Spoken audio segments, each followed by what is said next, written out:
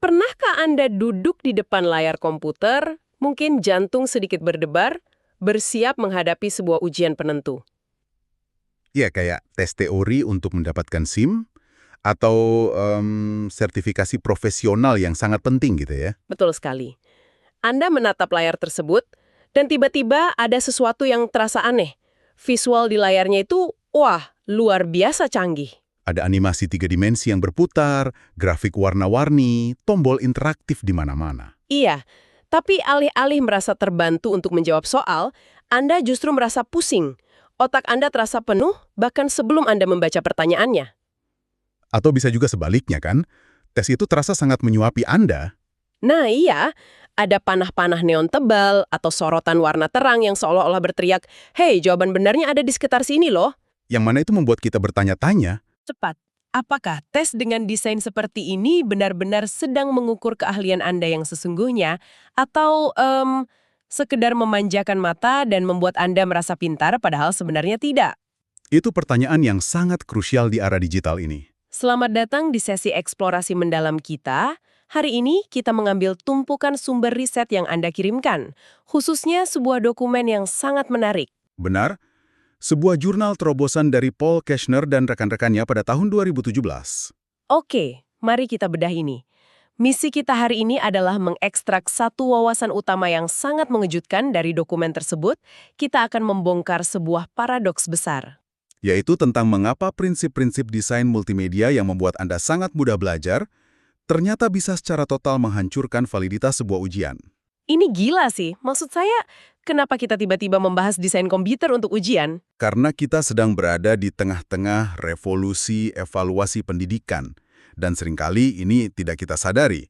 Selama puluhan tahun, ujian itu kan sangat sederhana ya. Kertas dan pensil, hitam di atas putih, statis dan sangat lugas. Betul, yang kita sebut sebagai ujian berbasis kertas.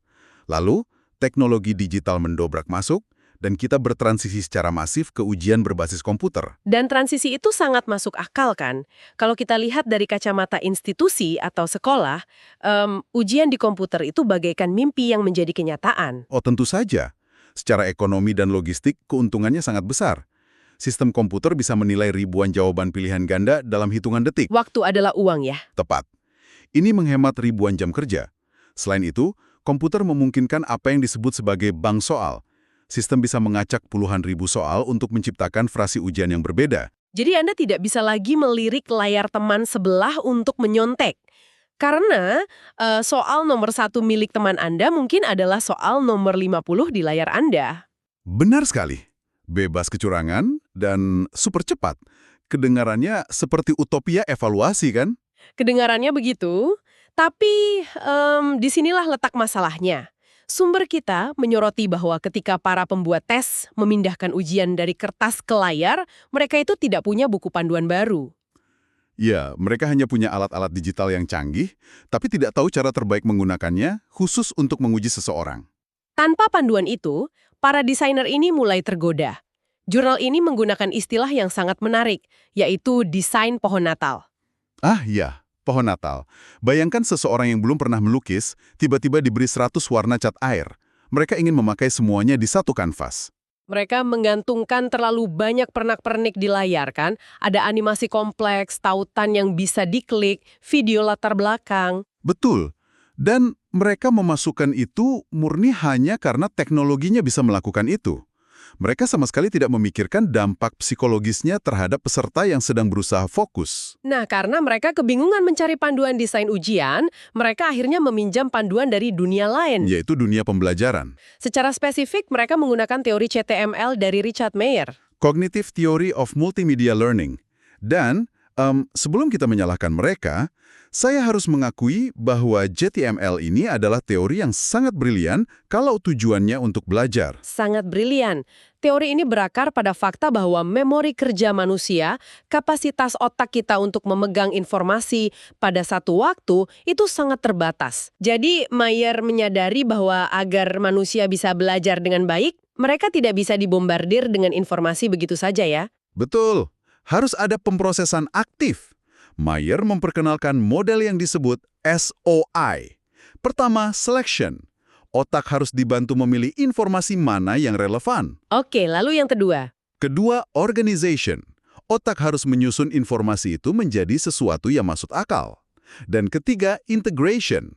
Menyambungkannya dengan pengetahuan lama yang sudah ada di kepala kita. Saya paham. Plus, CTMML ini kan sangat berpegang pada asumsi saluran ganda, kan? Ya, asumsi bahwa kita punya dua saluran masuk ke otak yang terpisah. Satu untuk visual atau gambar, dan satu lagi untuk auditori atau suara. Jika Anda merancang materi belajar yang selaras dengan cara kerja otak ini, orang akan paham dengan sangat cepat. Tapi gini, kalau saya boleh menggunakan perumpamaan nih, Silakan.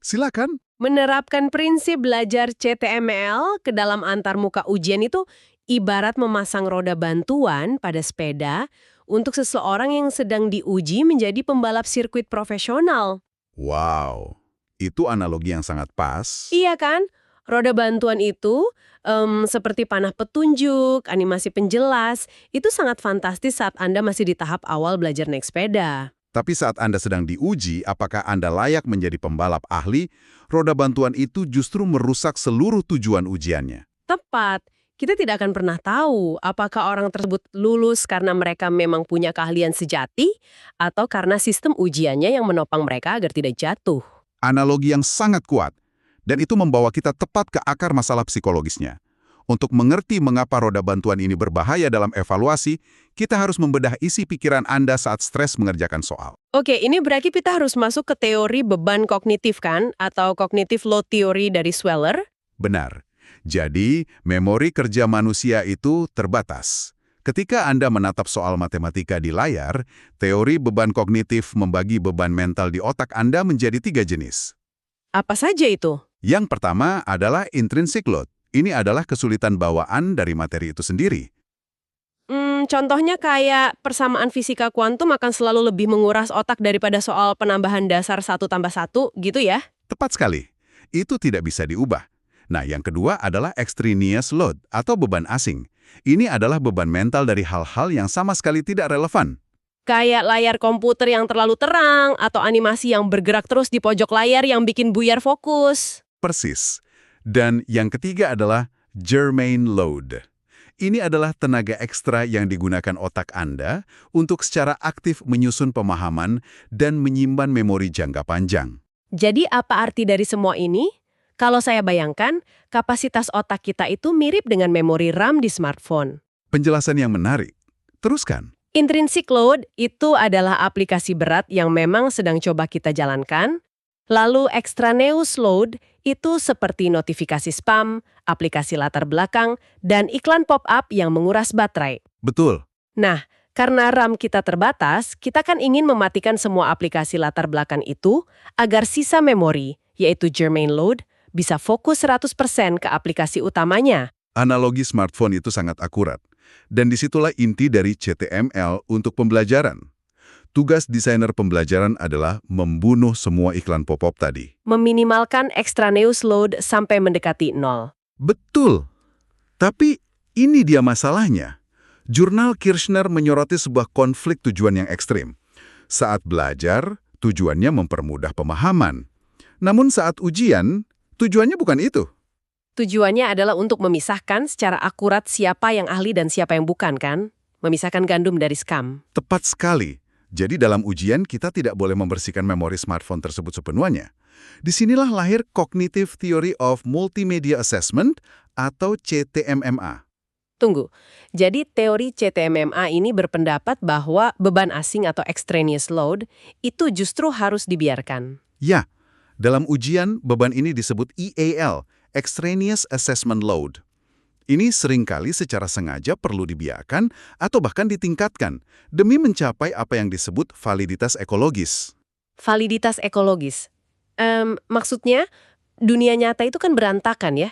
Tidak steril seperti laboratorium komputer. Benar, di dunia nyata, tidak ada panah kuning yang berkedip untuk memberitahu seorang perawat bahwa pasien sedang kritis. Mereka harus menemukannya sendiri di tengah suara bising mesin rumah sakit dan kepanikan kan? Tepat.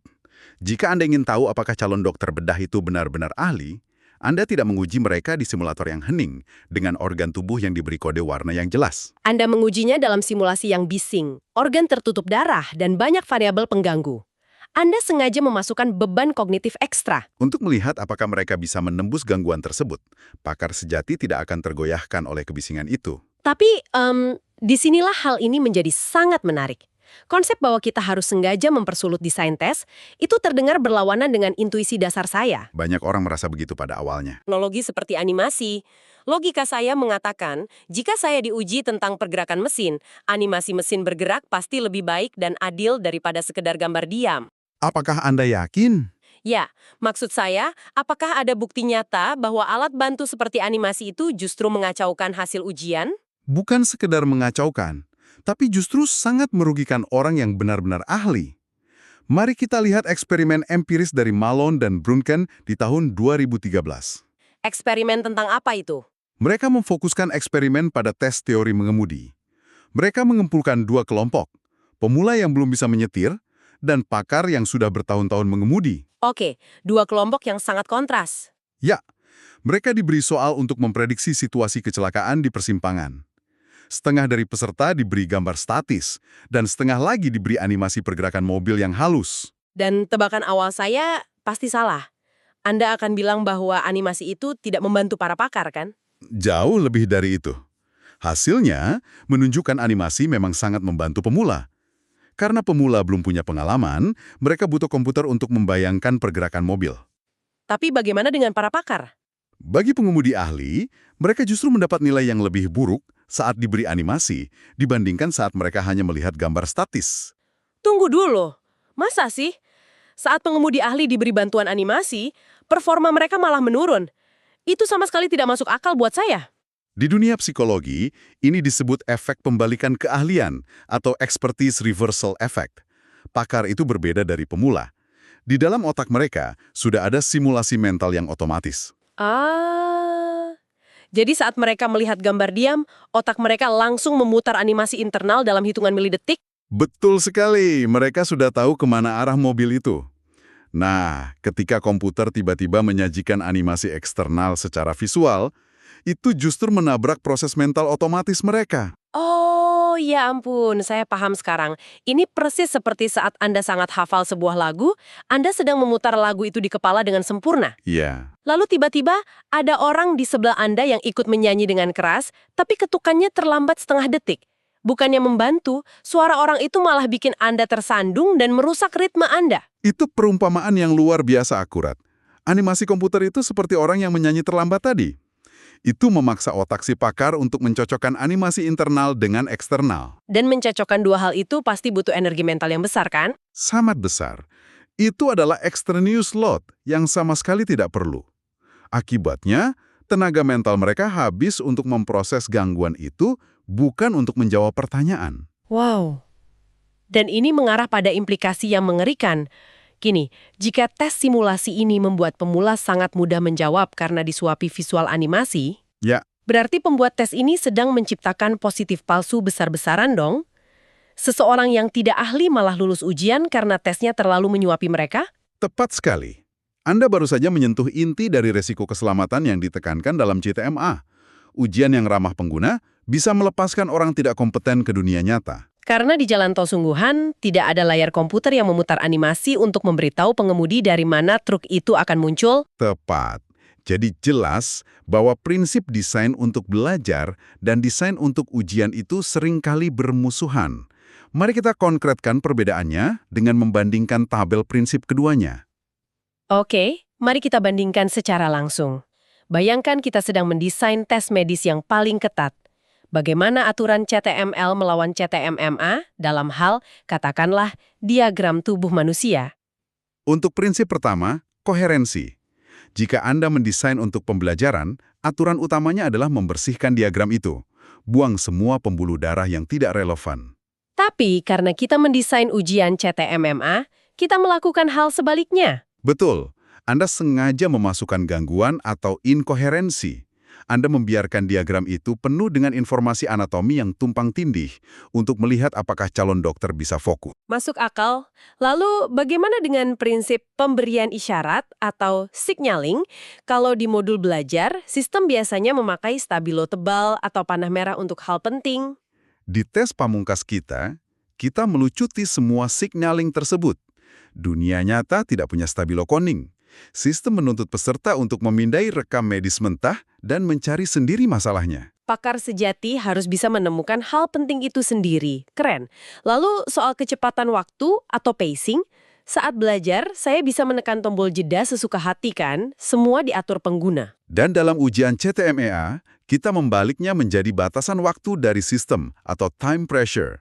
Karena pakar sejati harus bisa mengeksekusi tugas dengan cepat di bawah tekanan. Wah, ini benar-benar membalikkan semua aturan desain yang selama ini saya anggap baik. Tapi ada satu hal teknis yang mengganjal di pikiran saya sedari tadi. Apa itu? Kita bicara panjang lebar tentang beban kognitif dan otak yang kewalahan akibat ujian yang sengaja dipersulit.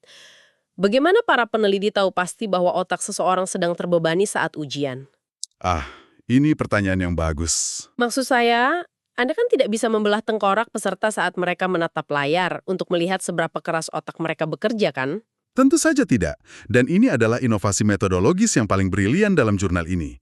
Peneliti seperti Brunken dan Park mengembangkan metode pengukuran objektif yang disebut metode tugas ganda.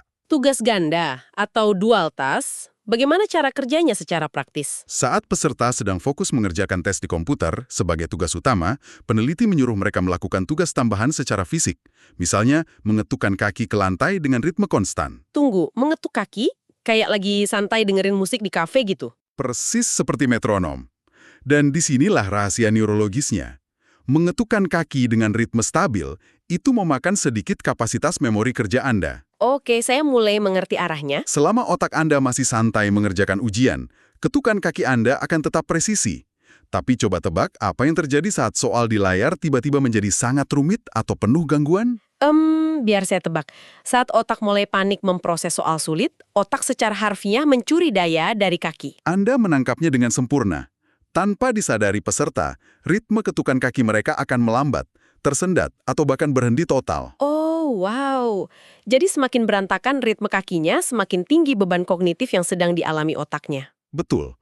Peneliti bisa mengukur seberapa berat ujian itu membebani mental seseorang secara real-time, murni dari mendengarkan ritme kaki di bawah meja, objektif dan tanpa bertanya kepada peserta. Itu benar-benar brilian dan unik. Ilmu pengetahuan menemukan cara untuk mengintip langsung ke dalam ram otak kita lewat ketukan sepatu. Sangat cerdas, bukan? Luar biasa. Jadi, setelah membedah dokumen P. Kirchner ini secara menyeluruh, mari kita tarik kesimpulan besarnya. Silakan. Kita telah membongkar ilusi bahwa desain yang cantik itu selalu bagus.